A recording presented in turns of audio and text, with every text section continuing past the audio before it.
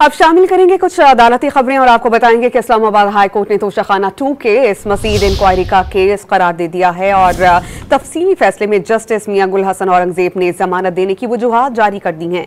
फैसले में करार दिया गया है कि बानी PTI और बुशरा बीबी के खिलाफ बलगारी सेट का तोहफा तोशाखाना में जमा न करवाने पर कार्रवाई बनती ही नहीं।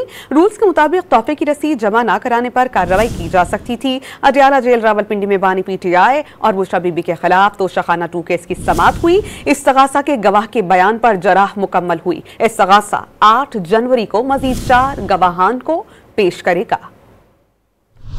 इस्लामाबाद हाई कोर्ट ने तोशाखाना 2 केस को मजीद इंक्वायरी का केस करार दे दिया। तफसीली फैसले में अदालत ने करार दिया कि बलगारी सेट का तोहफा तोशाखाना में जमा न कराने पर कार्रवाई बनती ही नहीं। रूल्स के मुताबिक तोहफे की रसीद जमा न कराने पर कार्रवाई की जा सकती थी। जब तोहफा जमा न कराने पर कार्रवाई हो ही नहीं सकती तो ये मजीद इंक्वायरी का केस है।